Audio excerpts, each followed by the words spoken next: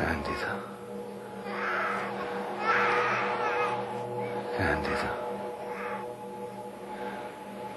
Candida.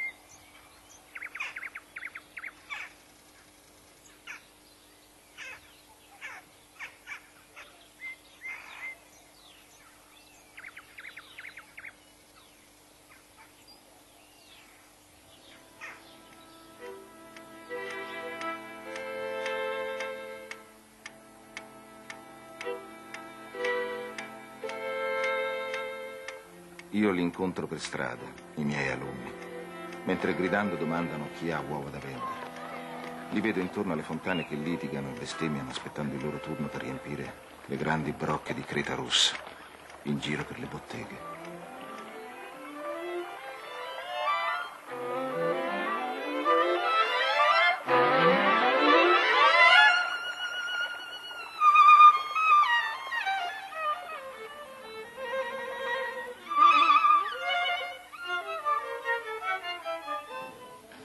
Poi li ritrovo dietro i banchi, chini sul libro o sul quaderno a fingere attenzione, a leggere come balbuzienti. E capisco benissimo.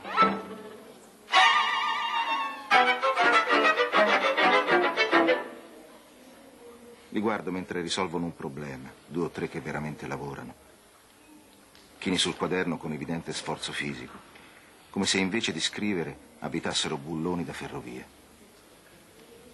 Gli altri aspettano la soluzione per copiarla. Ormai non c'è più niente da fare. È una situazione cronica.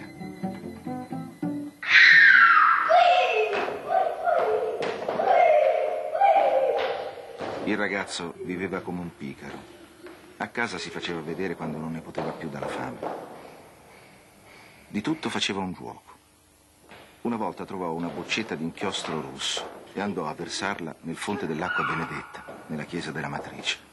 E se ne stette per tutta la giornata a spassarsela con la gente che si segnava entrando e si portava in fronte un bel segno rosso e anche sui vestiti.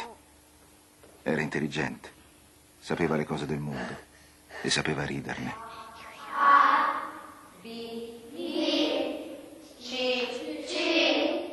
Non amo la scuola. E mi disgustano coloro che, standone fuori, esaltano le gioie e i meriti di un simile lavoro.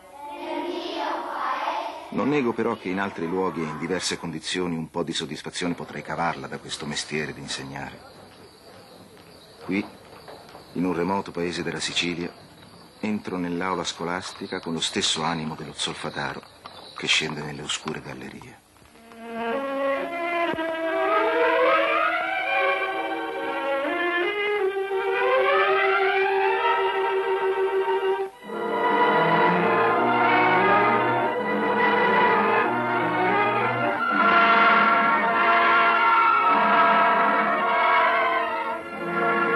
Paesaggio dell'interno della Sicilia. Lontani gli incanti luminosi delle coste e degli aranceti, non biancore di neve come sull'Etna, ma di pietre calcinate in precipitosi scoscendimenti. Sole accecante che riverbera sopra una terra di fuoco.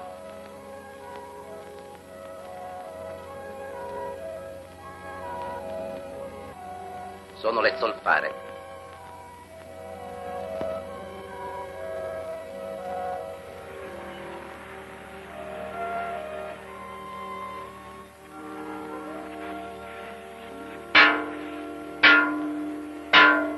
È il segnale che il primo carico di uomini può scendere nella zolfara.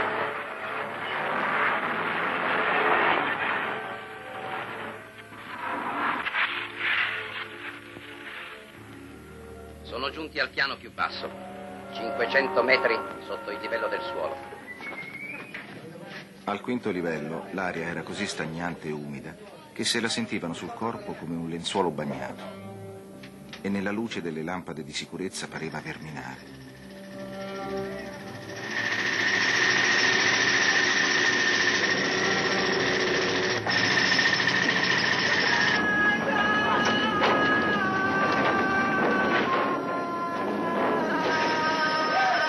Mancava la ventilazione e per 8 ore, nudi e lucidi di sudore che parevano fatti di bronzo, stavano a trivellare e picconare boccheggiando.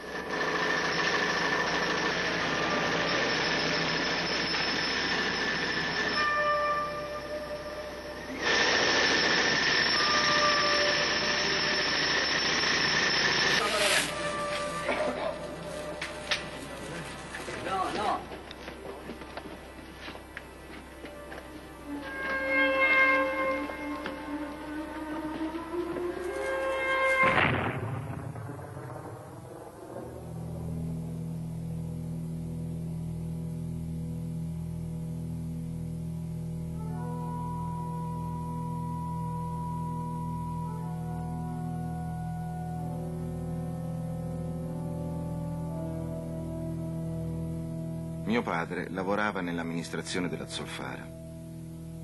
Quando mio fratello si diplomò, lo portò con sé in una zolfara in provincia di Enna, ad Assolo.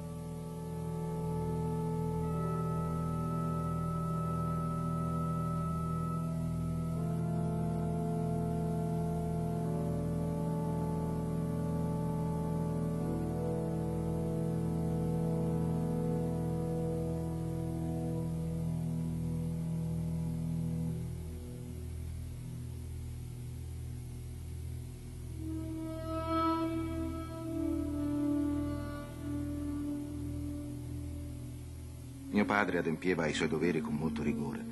Restava alla zolfara tutta la settimana e se ne veniva a casa solo al sabato. Mio fratello stava con lui. E in quella zolfara, un paesaggio desolato, brutto, orribile, forse ha avuto un momento di sconforto. La vita di Leonardo Sciascia, come la vita dei grandi scrittori, è una vita drammatica, soprattutto gli anni che riguardano la gioventù e sì, l'infanzia e la gioventù. Ebbe la terribile esperienza di un suicidio in famiglia, cioè il fratello, senza alcun motivo apparente, si sparò un colpo di pistola alla testa. Non so, si è sentito prigioniero. Non siamo riusciti a capirlo. Aveva un carattere piuttosto diverso dal mio, piuttosto allegro.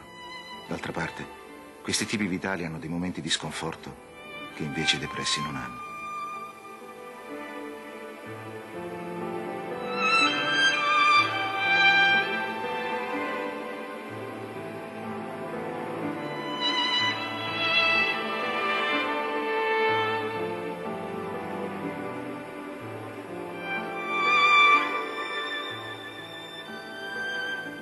Il paese è umido. Non una di queste case è nata dentro l'occhio di un architetto. Murate a gesso, si intridono di nebbia come carta assorbente. Fioriscono all'interno di muffe. Vecchie case con stanze che escono una dall'altra a cannocchiale, con scale storte e ripide. D'inverno ardono nelle stanze bracieri di quell'arida carbonella di gusci di mandorle.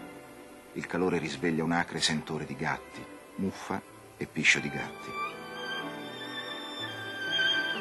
Nelle case terragne i poveri riempiono vecchie bacinelle a smalto o tegami di coccio in una brace più effimera. I groppi delle fave o le stoppie del grano che bruciano prima nei forni.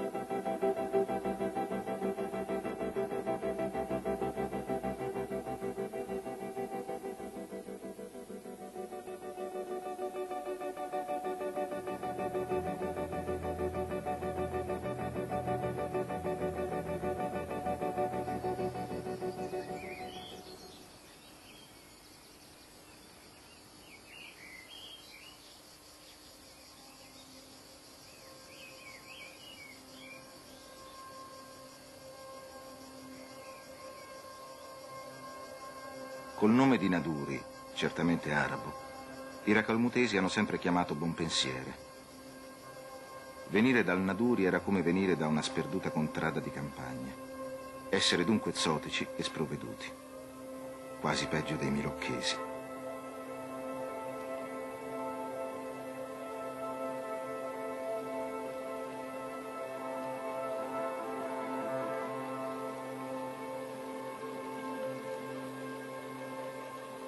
Dal Naduri è venuto a Racalmuto il nonno di mio nonno. Da contadino che era stato, a Racalmuto intraprese il mestiere di conciatore di pelli, pure commerciandole.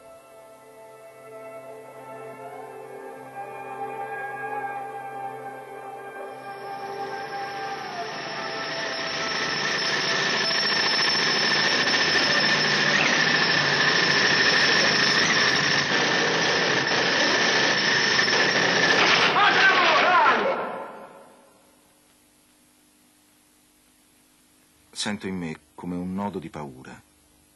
Tutto mi sembra affidato ad un fragile gioco. Qualcuno ha scoperto una carta ed era per mio padre, per me, la buona.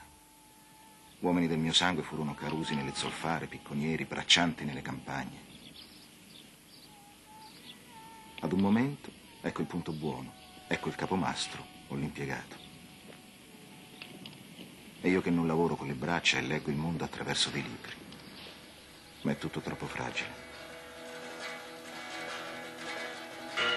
Gente del mio sangue può tornare nella miseria, tornare a vedere nei figli la sofferenza e il rancore.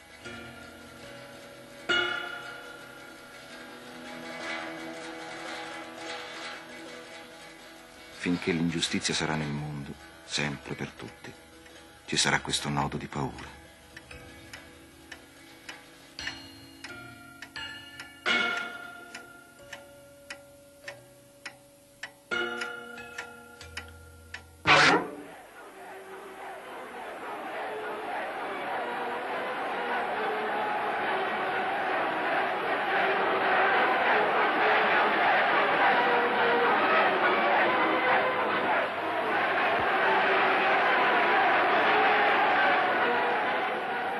Mio padre si era iscritto al fascio per lavorare, ma credeva in Mussolini, anche se non credeva nel fascismo.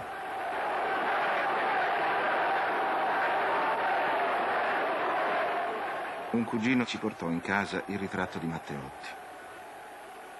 Io abitavo con le zie, erano 3 sorelle, 2 di loro non uscivano mai di casa e spesso ricevevano visite di parenti.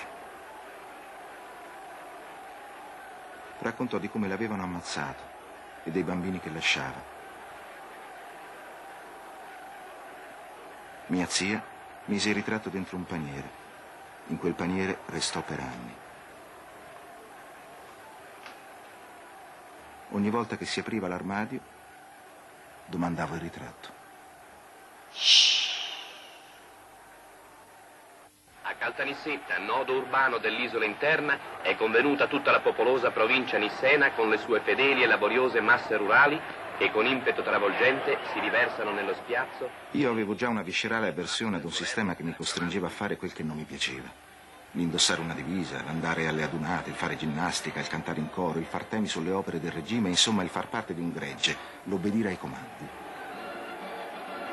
Se non avessi avuto quei barlumi di coscienza antifascista faticosamente acquistati tra letture e incontri e fondati su quella naturale avversione, nel 1943 mi sarei trovato a mal partito.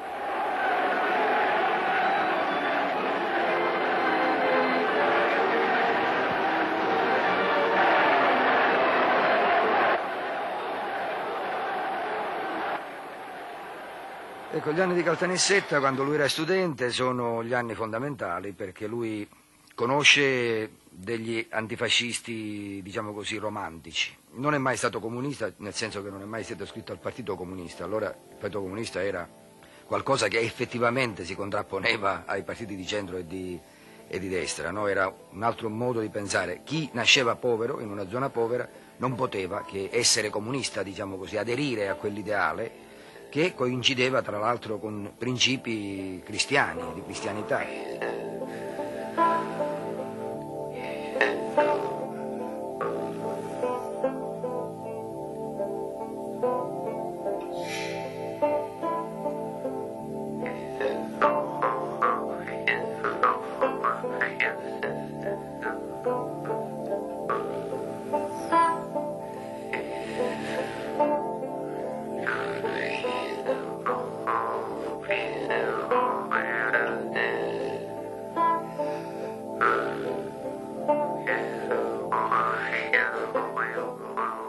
verso il 1935-1940 Caltanissetta era una piccola Atene. Un giovane poteva incontrare come insegnante Luca Pignato, professore di filosofia e finissimo conoscitore della letteratura francese, il poeta protestante Calogero Bonavia, padre Lamantia, Augusto Navarria, Luigi Monaco, Giuseppe Granata. Nomi che per molti non dicono nulla, ma per me ed altri della mia generazione sono stati dei maestri. E Vitaliano Brancati. Allora per me essere uno scrittore era essere uno come Brancati.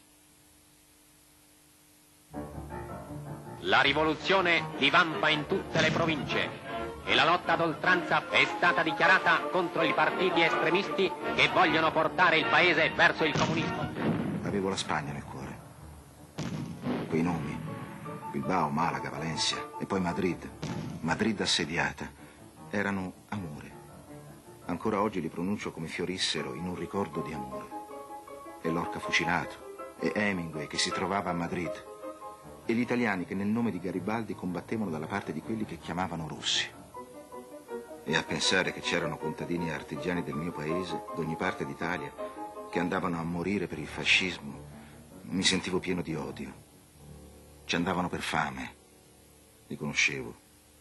Non c'era il lavoro e il duce offriva loro il lavoro della guerra.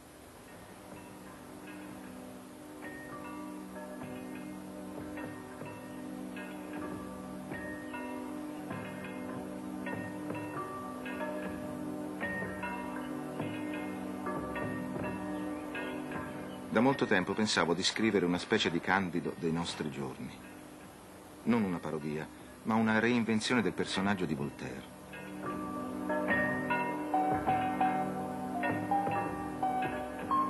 Cominciava con la nascita di Candido Munafò la notte dello sbarco anglo-americano in Sicilia e finiva a Parigi proprio nel giorno in cui avrei scritto le ultime pagine.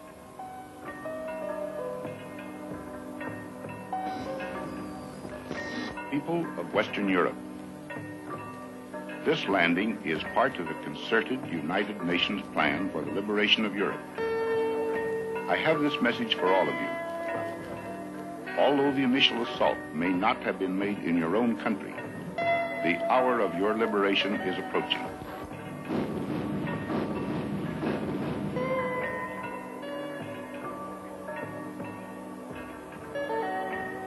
Quando il mitragliamento finì e gli aerei sparirono, gli autocarri erano tutti in fiamme e c'erano 3 o 4 morti di cui nessuno si curò.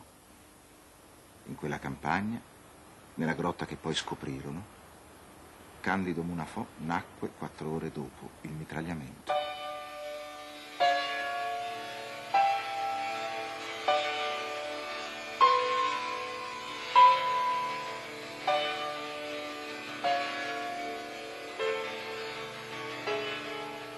Dopo aver messo al mondo Candido davanti a un centinaio di donne che nella grotta facevano operosa confusione, la signora diventò un'altra.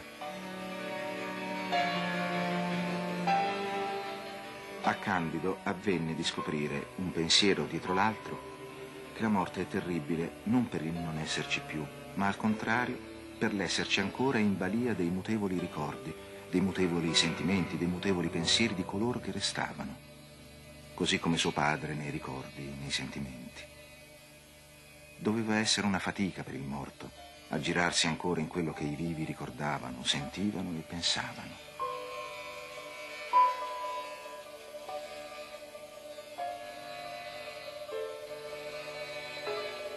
Non so come, d'improvviso, sentii crescermi dentro una ondata di pianto. Mi assalì struggente l'ansia della mia casa.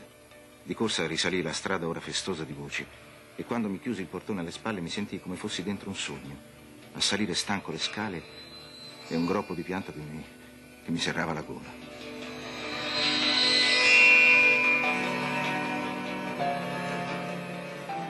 L'antifascismo che venne fuori sotto l'amministrazione militare alleata, la famosa Am-Got, da cui sono venute fuori le Am-Lire, gli Am-Professori e l'Am-Mafia, era il più bel fascismo che si potesse immaginare.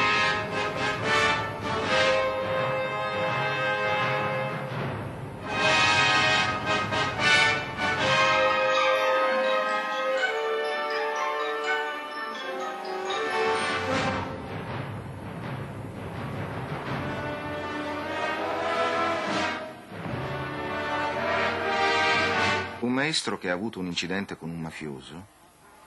Questo, você ce l'ave con mia figlia. Ma figlio meglio la classe. E você lo vuole bocciare. Dice... Voi sapete se sono stato fascista. Ascoltavo Radio Londra e ne dicevo di tutti i colori. E il segretario del fascio una volta mi fece chiamare e mi minacciò di confino. Ebbene, se quell'uomo tornasse, io andrei a Roma a piedi scalzi, come le femmine che fanno promissione alla Madonna. Gli arriverei davanti camminando sulle ginocchia e gli direi: sono venuto per baciarvi perché quell'uomo aveva davvero. E per togliere certa gente di mezzo ci vogliono la democrazia, non l'IA. Veramente noi non sappiamo se il collega ce l'aveva anni addietro col fascismo come ora ce l'ha con la democrazia. E personalmente non apprezzo le sue immagini e il resto. La lezione principale di Sciascia consiste in una doppia cosa apparentemente contraddittoria, cioè una lezione di scetticismo per un verso e di passione per l'altro verso, perché se si rilegge a ritroso la sua vita vera, che è quella di scrittore, ma anche la sua biografia personale, si scopre che questa specie di ossessione, direbbe qualcuno, ma insomma di cura primaria del tema della giustizia come aspirazione umana che va al di là delle regole e delle leggi, e questa cosa è sempre stata centrale in lui. Io credo che nessun altro nell'Italia contemporanea abbia avuto questa specie di predilezione scettica per un tema così cruciale. Mi sono fatto 52 anni di vita ingiustamente. I 4 che ho passato in carcere non mi pesano poi tanto. Il carcere è sicuro. Che genere di sicurezza? Mangiare, dormire, tutto regolato.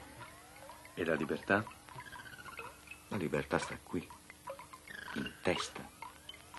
Ma lei era innocente. Lo crede davvero? Sono qui perché lo credo. Sì, ero innocente. Ma che vuol dire essere innocenti quando si cade nell'ingranaggio?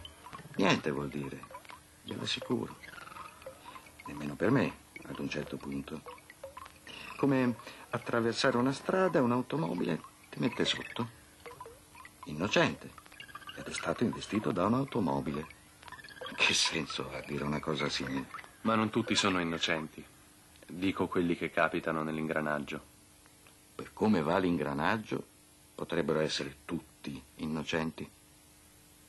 Se uno legge la bibliografia, i titoli di Sciascia alla luce della presenza puramente statistica di termini che hanno a che fare con la giustizia, gli inquisitori, i processi, le sentenze memorabili, le condanne, eccetera, è sempre presente la giustizia. Si tratta di una specie di presenza ininterrotta, il senso insomma di vita delle persone che vengono interamente travolte da un'ingiustizia che può avere all'origine anche, diciamo, qualche volta una cattiveria, qualche volta una distratta, futile stupidità, ecco.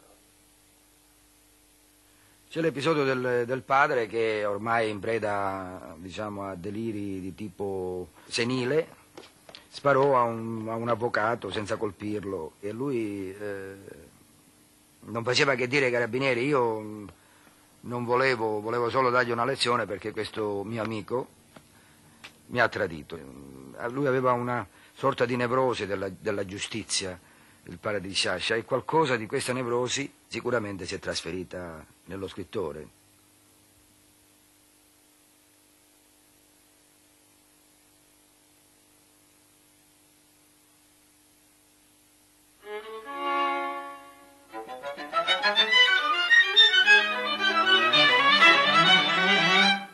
Nel 1953 a Caltanissetta l'editore Salvatore Sciascia pubblicava, diretta prima da un giovane giornalista e poi da me, la rivista Galleria. Ne scrissi subito a Pasolini.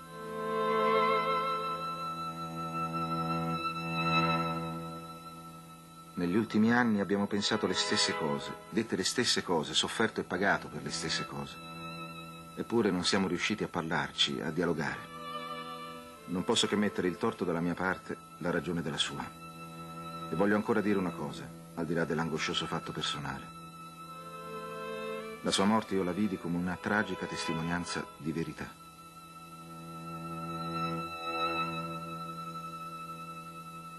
Questi due personaggi a me sono sembrati indissolubilmente legati l'uno all'altro. Tutti e due erano molto letterati, ma molto poco formalmente e scolasticamente letterati, insomma. Ma la vera differenza fra i due che li lega e fa, secondo me, dello Sciascia politico, pubblico, polemista, una specie di suo continuatore e al tempo stesso di suo contraltare, consiste nel fatto che Pasolini lega la sua voce, la sua opinione, le cose che ha da dire, in primo luogo alla presenza assolutamente determinante del proprio corpo.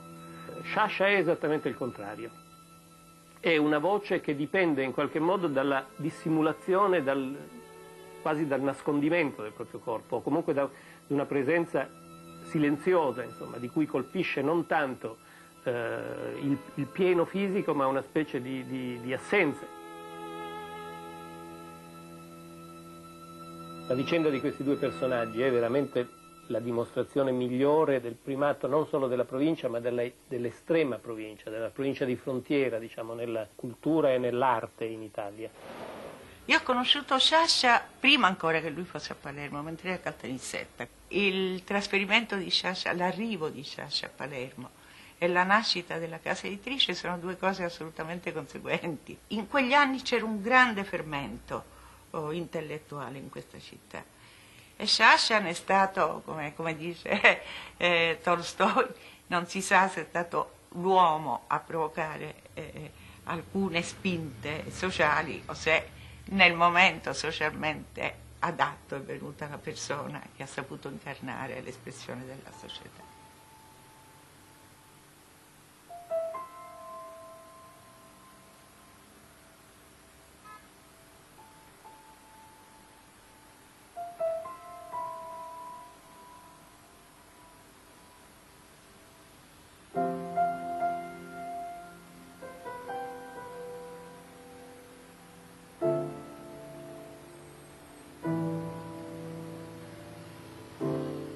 Lui aveva una rubrica sul giornale L'Ora che noi seguivamo con molta passione, era una rubrica di impegno civile molto forte, che è la cosa che mi piace di più ricordare in questo momento di Sciascia. Un intellettuale a servizio della società civile.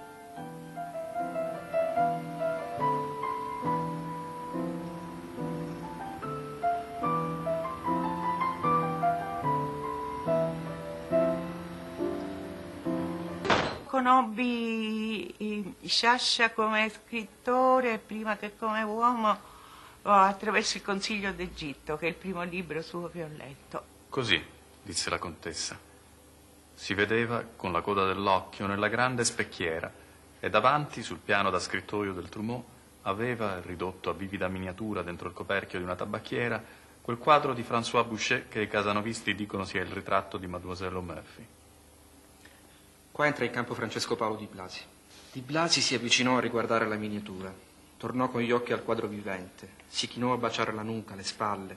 La sua mano corse leggera su quel corpo caldo e liscio, su e giù, indugiando ad ogni morbida attaccatura, ad ogni piega, quasi a farne disegno su una materia preziosa e docile. È Il Consiglio d'Egitto, scena 35, interno giorno. Sapete, sto leggendo 1001 notte. Sto leggendo 1001 notte. È straordinario. Voi l'avete letto? No, non ancora. Ve lo darò da leggere quando l'avrò finito. I musulmani sono straordinari. Loro vivono come se stessero sognando. Palermo doveva essere deliziosa quando c'erano loro. Ma una donna come voi, bionda, chiara, gli occhi celesti, non sarebbe stata che una schiava. Ma non dite sciocchezze. Invece vorrei sapere di più. Vorrei sapere di più sulle loro case, sui loro giardini, su Don Giuseppe Vella. Perché lo conoscete? È un vostro amico? Volete conoscerlo? È un uomo interessante. Un po' come dire tenebroso, misterioso. Interessante, insomma. Di interessante per me ci siete soltanto voi. Voglio dire... Sapete, mio marito è molto preoccupato. Teme che il Consiglio di Sicilia sappia qualcosa sul nostro feudo. Non so esattamente cosa, forse solo un nome o qualcosa su un censimento, non so, ma lui ha paura che al Consiglio d'Egitto salti fuori un'altra notizia. La notizia, per esempio, che quel feudo apparteneva alla corona e che vostro marito lo detiene in forza di un'antica usurpazione. Sì, è così. È questo che teme. Voi potete informarvi presso Don Bella, per esempio. Lui... Posso informarmi. Soltanto informarvi? Si tratta di documenti storici, mia cara, di storia. Un lavoro che richiede onestà, scrupolo. Ma comunque dirò a Don Giuseppe Vella che una bellissima donna vive d'ansia e d'angoscia nel timore che il Consiglio d'Egitto la spogli.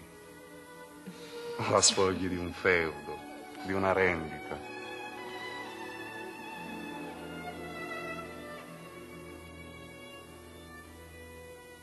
Di Blasi è un personaggio della storia siciliana che io amo moltissimo e che rappresenta la vera essenza di un certo tipo di siciliani che nella tradizione non viene colto. Cioè Di Blasi è l'intellettuale rigoroso, intelligente, tenace, corretto, che esiste, che c'è. E poi era sempre una storia di giustizia ingiusta. In effetti, ogni società genera il tipo di impostura che, per così dire, le si addice. E la nostra società, che è di per sé impostura, non ha fatto che produrre naturalmente, ovviamente, l'impostura contraria. Voi spremete filosofia da un volgarissimo crimine. No, questo non è un volgarissimo crimine. Questo è uno di quei fatti che servono a definire una società, un momento storico. In realtà, se in Sicilia la cultura non fosse impostura, se non fosse strumento in mano del potere baronale e quindi finzione, ebbene, io vi dico che l'avventura dell'Abate Vella non sarebbe stata possibile. Dico di più, l'Abate Vella non ha commesso un crimine, ha soltanto messo su la parodia di un crimine, rovesciandone i termini, di un crimine che in Sicilia si consuma da secoli. Lui diceva si può mentire qualche volta a qualcuno, ma mai a tutti sempre, perché lui sosteneva che chiunque dicesse bugie poi le diceva per abitudine. E questa è la grande sua impopolarità finale, diciamo, degli ultimi anni della sua vita, quando continua a dire la verità anche se era scomoda. Nel nostro sistema il crisma del potere è il disprezzo. Stanno facendo di tutto per meritarlo e lo avranno. E una volta che lo avranno, sapranno come fare per legittimarlo. Perché il sistema consente di arrivare al potere col disprezzo, ma è l'iniquità, l'esercizio dell'iniquità che lo legittima. Noi, quelli del mio partito, che ci avviciniamo alle poltrone ministeriali, siamo blandamente iniqui, per costituzione e per contingenza. Perché non sappiamo e non possiamo essere più iniqui. Lo siamo sempre meno, anzi, e voi avete sete di iniquità. Quando sento dire che ci sono 10 anni di oblio su Leonardo Sciascia, mi viene da ridere o da piangere. Sciascia turba i sonni di tutta la nostra classe dirigente comunista e democristiana. Io ricordo il deputato Sciascia che a nome del gruppo radicale chiede al Presidente del Consiglio designato Cossiga prima di votarle la fiducia, che le negherò. Vorrei sapere da lei, Cossiga, perché si è dimesso da Ministro degli Interni dopo il caso Moro.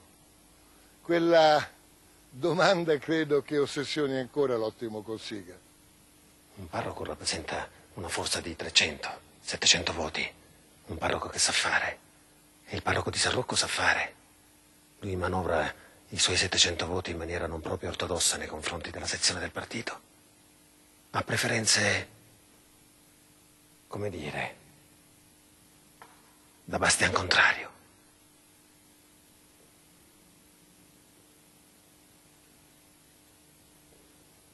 Per me Sciascia è stato e rimane un grandissimo narratore, anche un giallista.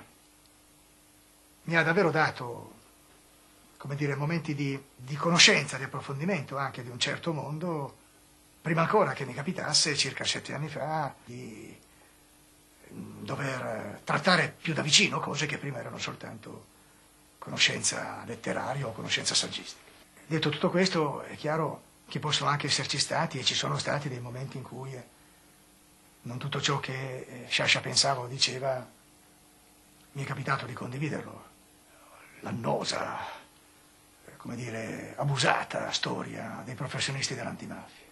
A me pare che una cosa molto interessante sia un'altra combinazione nella figura di Leonardo Sciascia, e cioè una specie di verità tramutata anche questa in equivoco, che ne faceva per tutto un lungo periodo l'autore più significativo sul tema della mafia. La quota di malinteso che era in questa interpretazione spiega come mai poi ci sia stata una reazione così scandalizzata a proposito della discussione sui cosiddetti professionisti dell'antimafia, eccetera. Insomma, espressione che sappiamo non fu sua, ma un titolo di un titolista del Corriere che gli venne attribuito. Parlare in questi termini di Paolo Borsellino era, credo lo si possa, lo si debba dire anche oggi, sbagliato. E però credo che, e l'ho sentito dalla viva voce dello stesso Borsellino, che di nuovo su questo specifico argomento Sciascia prima ha sostenuto una certa tesi, dopo ci ha ripensato e a Borsellino ha parlato appunto di un suo ripensamento. L'insegnamento più grande che lui mi ha dato è quello di avere il coraggio di dire sempre le proprie idee, anche riconoscendo dopo che sono sbagliate.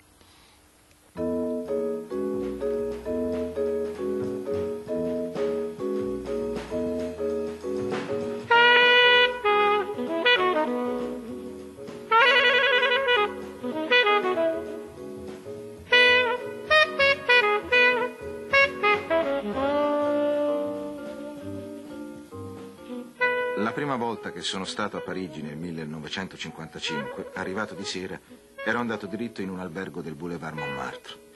L'indomani, prendendo un autobus per andare al Louvre, a un certo punto vidi nella vetrina di una libreria antiquaria una carta della Sicilia splendida di colori. Scesi alla prima fermata e tornai indietro. Costava 900 franchi, poco più delle 1000 lire di allora. Non ne avevo molti di franchi, ma la comprai. Mi parve come un segno.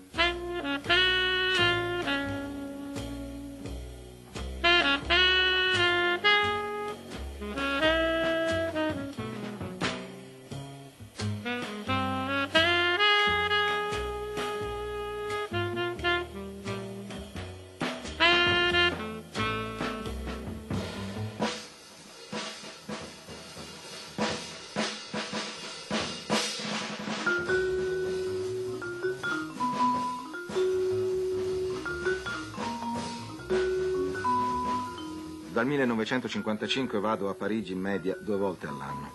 Ci sto a volte per 3 giorni, a volte per settimane, a volte per mesi. La mia aspirazione a vivere in una città grande che sia anche paese piccolo vi trova a pagamento.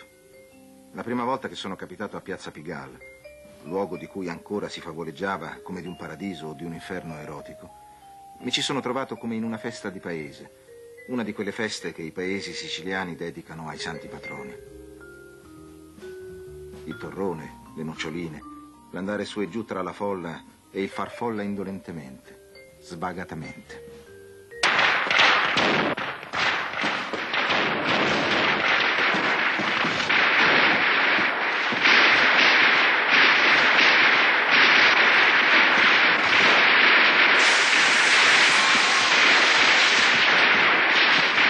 Passammo un lungo periodo insieme a Parigi. Era il dicembre del 78, c'era molto freddo. Lui si ostinava a non usare il cappotto, ma lui era uno che resisteva al freddo e mi diceva: sai, per Caracalmuto noi da bambini abbiamo fatto proprio, ci siamo abituati al freddo, perché la Sicilia ha fama di essere una terra calda, invece nell'interno è fredda. E si parlava sempre dell'Italia. Ogni tanto lui incontrava i giornalisti francesi o italiani che venivano a Parigi a intervistarlo, e da lì lui l'Italia la guardava col distacco necessario. E siccome era il periodo, il 78 era il periodo del caso Moro, era il periodo, diciamo, del terrorismo più efferato, e anche insomma delle faide mafiose più crudeli, più cruente, e lui mi diceva proprio, ecco, qui da Parigi l'Italia mi duole meno.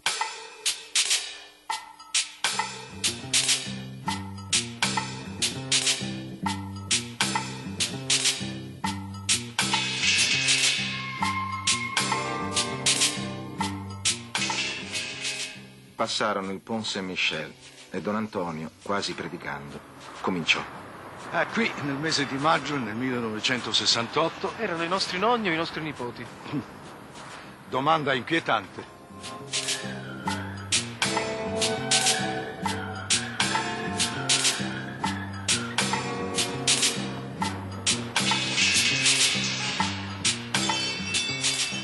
Dal che Candido e Don Antonio imboccarono Rue de Seine.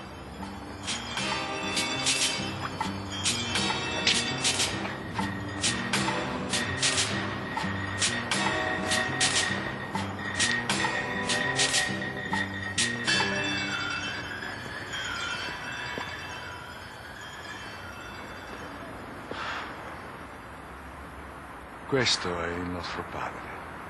Questo è il nostro vero padre. Non ricominciamo con i padri, eh?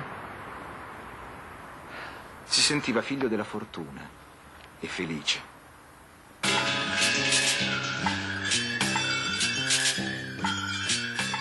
Sono per l'utopia. Solo che non bisogna rivoltare le vecchie. Occorre averne di nuove.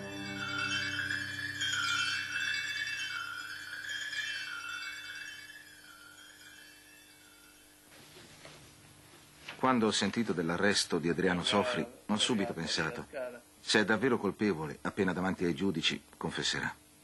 E non che il fatto che non abbia confessato assuma per me piena convinzione di innocenza, ma è un elemento di intuizione, di impressione, cui altri più razionali si aggiungono.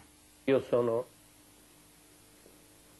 enormemente grato a Leonardo Sciascia di aver voluto immediatamente pronunciarsi e dichiarare la sua convinzione della mia non colpevolezza e della falsità dell'accusa che mi veniva mossa e del modo in cui fu argomentata, insomma, con una... Casi come il suo sono di quelli che non solo si presentano ambigui nell'immediato, ma sono destinati, nell'opinione dei più, a restare tali, di interna contraddizione, di doppia verità. Perché non ai dati di fatto, alla concomitanza di indizi, al convergere di testimonianze più o meno dirette, la ricerca della verità può affidarsi e arrivare a una soluzione al di là di ogni dubbio, ma alle soggettive impressioni che si possono avere dal trovarsi di fronte agli accusati e all'accusatore, dall'averli conosciuti o, come sta accadendo ai giudici, dal conoscerli ora, dal dialogare con loro, dallo scrutarli.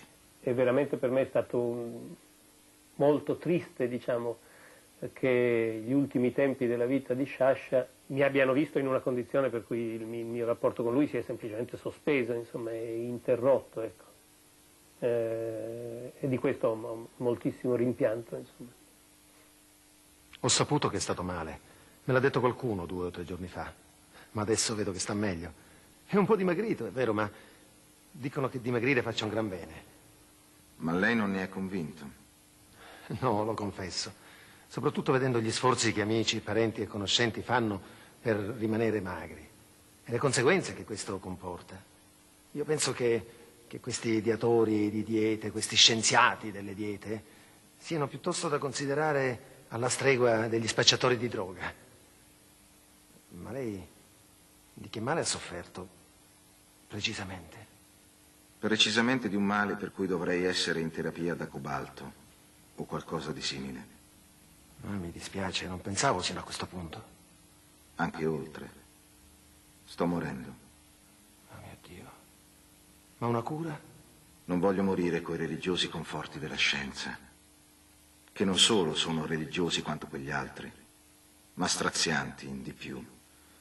Se mai sentissi il bisogno di un conforto, ricorrerei a quello più antico. Mi piacerebbe, anzi, sentirne il bisogno, ma non lo sento.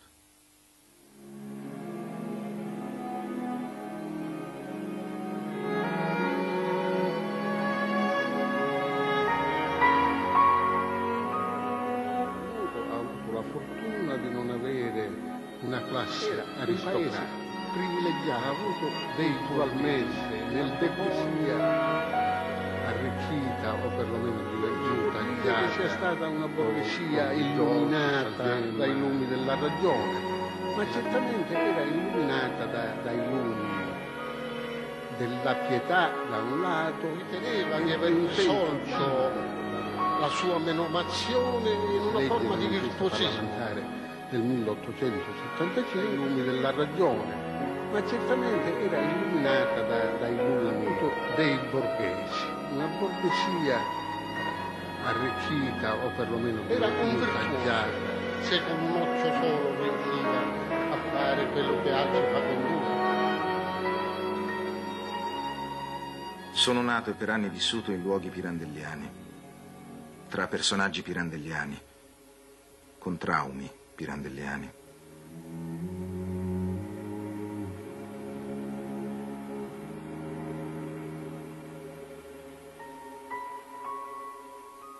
Sciascia oggi è ancora un insegnamento, nel senso che bisogna laicamente dubitare, e nel mestiere di magistrato questo significa essere aperti, davvero cercando di scandagliare in profondo ogni aspetto delle vicende che processualmente devono essere ricostruite.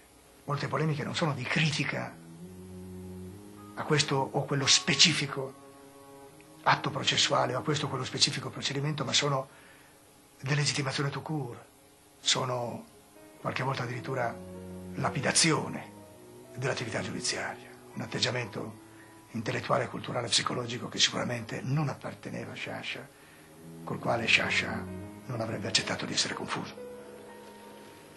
Prendiamo, ecco, la messa. Il mistero della transustanziazione, il pane e il vino che diventano corpo, sangue e anima di Cristo. Il sacerdote può anche essere indegno nella sua vita, nei suoi pensieri, ma il fatto che è stato investito dell'ordine fa sì che a ogni celebrazione il mistero si compia. Mai, dico mai, può accadere che la transustanziazione non avvenga. E così è un giudice quando celebra la legge. Ma come mi spaventa essere prete, di più mi spaventerebbe l'essere giudice.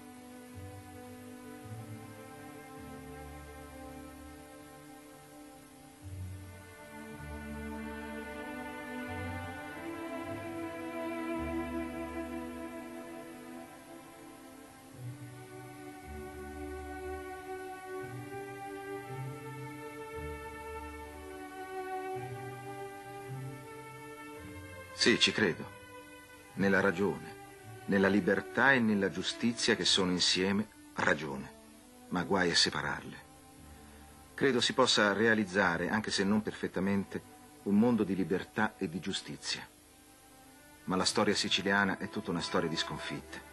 Sconfitte della ragione, sconfitte degli uomini ragionevoli. Anche la mia è una storia di sconfitte, o più dimessamente di delusioni. Da ciò lo scetticismo, che non è in effetti l'accettazione della sconfitta, ma il margine di sicurezza, di elasticità per cui la sconfitta, già prevista, già ragionata, non diventa definitiva e mortale. Lo scetticismo è salutare, è il miglior antidoto per il fanatismo.